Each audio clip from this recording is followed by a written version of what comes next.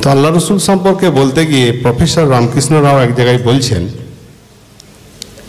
To serve man, two elevate man, two purify man, two educate man, in a word, to humanize man. This was the subject of his mission. তার মিশনের লক্ষ্যই ছিল মানুষের সেবা করা, মানুষকে উন্নত চরিত্রের করে গড়ে তোলা, মানুষকে পবিত্র করা,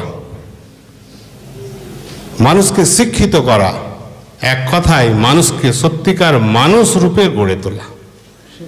মানে এত সুন্দর, এত কম কথায় মূল্যায়ন একজন বিধর্মী অমুসলিম মানুষ, অদ্ভুত ব্যাপার।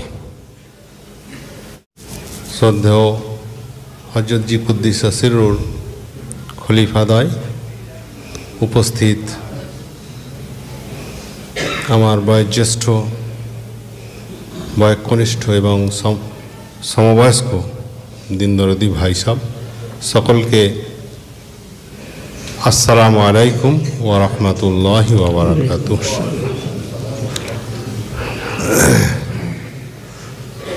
আজকে 31শে ডিসেম্বর, এই সালুক পড়া মজলিস, এটা কতদিন থেকে চলছে আমি ঠিক সঠিক জানি না, তবে হযরত জি কুদ্দিস সিররুর মনে হয় এটাই সবচেয়ে প্রথম মজলিস যতদূর জানি। আলহামদুলিল্লাহ, এটা চলছে এবং আগামী কিয়ামত পর্যন্ত চলবে ইনশাআল্লাহ। এবং এই মজলিস অনুষ্ঠিত হওয়ার জন্য যারা যেভাবে সহযোগিতা করেছেন, তাদের সকলের সব রকম সহযোগিতাকে আল্লাহ কবুল করে নিন এবং এই সহযোগিতা তাদের নাজাতের ওসিলা হোক। আর যারা অনেক মূল্যবান সময় ব্যয় করে এই মজলিসে এসে উপস্থিত হয়েছেন, তাদেরকেও আমরা নিকেতনের পক্ষ থেকে মুবারকবাদ জানাই এবং তাদের এই সময় আল্লাহ কবুল করে নিন। এখন আজকে এই যে মজলিস বা এই ধরনের যত মজলিস আমাদের হয়, সেই মজলিসের মূলত হযরতজি শিখিয়েছেন যে ইলমি আর ইসলাহি। এই মজলিসের মূল বৈশিষ্ট্য হচ্ছে কিছু ইলম আলোচনা হবে, কিছু ইলম শেখা হবে এবং সেই ইলম অনুযায়ী ইনশাআল্লাহ আমরা আমাদের সংশোধন করব, আমাদের জীবন গঠন করব। হযরত জি কুদ্দিস সিররু একটি বই লিখেছেন, আপনারা জানেন, অত্যন্ত গুরুত্বপূর্ণ একটি বই, সেটা হচ্ছে যে পণ্ডিতদের সমীক্ষা। এই পণ্ডিতদের সমীক্ষা বইয়েতে আল্লাহ রসুলের সঙ্গে অনেক মহান ব্যক্তিদেরও তিনি নিয়ে সমীক্ষা করেছেন। তো আল্লাহ রসুল সম্পর্কে বলতে গিয়ে প্রফেসর রামকৃষ্ণ রাও এক জায়গায় বলছেন, to serve man, two elevate man, two purify man, two educate man, in a word, to humanize man. This was the subject of his mission. তার মিশনের লক্ষ্যই ছিল মানুষের সেবা করা, মানুষকে উন্নত চরিত্রের করে গড়ে তোলা, মানুষকে পবিত্র করা, মানুষকে শিক্ষিত করা, এক কথায় মানুষকে সত্যিকার মানুষ রূপে গড়ে তোলা। মানে এত সুন্দর, এত কম কথায় মূল্যায়ন একজন বিধর্মী অমুসলিম মানুষ, অদ্ভুত ব্যাপার। এইটা আসলে নবীওয়ালা কাজ, মানুষকে সত্যিকার মানুষ রূপে গড়ে তোলা, মানুষকে পবিত্র করা, মানুষকে শিক্ষিত করা। এই শিক্ষাই তথাকথিত শিক্ষার মতো শিক্ষা নয়, তার অন্তরের যে পরিবর্তনের জন্য যে শিক্ষা দরকার সেই শিক্ষার কথা এখানে বলা হচ্ছে। সত্যিকার মানুষ হতে গেলে যে মানবিক গুণের বিকাশের প্রয়োজন সেই কথা এখানে বলা হয়েছে। এটাই তো নবীদের লক্ষ্য ছিল, এটাই তো আদর্শ। আজকে এই যে নবুয়তের কাজের ধারা, নবীর পর সাহাবী, তাবি, তাবে তাবিন এবং উলামায়ে দ্বীন, তারা এই কাজই করে যাচ্ছেন, করে আসছেন, কিয়ামত পর্যন্ত করে যাবেন ইনশাআল্লাহ। আমরা দেখছি হযরতজি কুদসাসির রূহ বারবার বলতেন, আমাদের নিকেতনের বর্তমান সভাপতি বড় বিচলিত হতেন এই মানুষের অবস্থা দেখে, যে মানুষ কেন এত অধঃপতনে চলে যাচ্ছে। তো হযরতজি বারবার বলতেন, দেখো এই যে মানুষের অধোগতি, চরিত্রের এই যে অধোগতি, মানবতার যে এই অধোগতি হচ্ছে, এ কেউ আর রুখতে পারবে না, এটা চলতে থাকবে। আমরা বলি, আমরা ইংরেজি শিক্ষিত লোক বলি কি, বলে শিক্ষার হার বাড়লে তবে সমাজের উন্নতি হবে, কেউ বলে অর্থনৈতিক উন্নতি হলে তবে সমাজের উন্নতি হবে। কিন্তু আমরা দেখছি যে শিক্ষিত লোকগুলোই সবচেয়ে বেশি করাপশনের সঙ্গে যুক্ত হচ্ছে। অর্থবানরা যদি সমাজ গঠনের কাজে লাগতো, তাহলে আজকে যারা অর্থশালী মানুষ তারা এত অমানবিক কেন?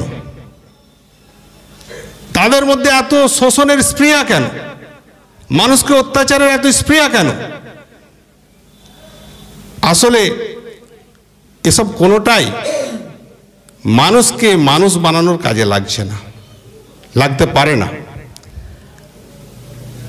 একটা শব্দ, একটা বাক্যের খানিকটা অংশ আল্লাহ তাআলা ঘোষণা করেছেন কোরআন শরীফে, ইয়াকা না'বুদু, আমরা তোমারই ইবাদত করি।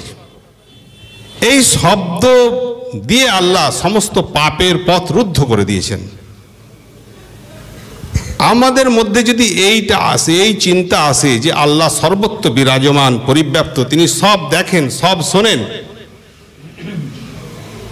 এই চিন্তা যদি আমাদের মনের মধ্যে আনতে পারি, মনের জগতের একটা বিপ্লব ঘটাতে পারি, তাহলে আমরা 1000 পর্দার, 70,000 পর্দার ভিতরে থাকলেও আমরা গোনা করতে পারবো না।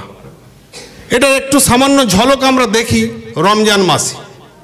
একটা বাচ্চা ছেলে, সে রোজা রেখেছে, সে ভুলেও ভাবে না আমি একটু ডুব দিয়ে পানির মধ্যে 1 ঘট পানি খেয়ে নিই, কারণ তার মধ্যে পূর্ণই থাকে বিশ্বাস যে আল্লাহ দেখছে। রোজা রেখেছি, অতএব আল্লাহকে লুকানো যাবে না, পানির মধ্যে থাকলেও আল্লাহ ঠিক দেখতে পাচ্ছে।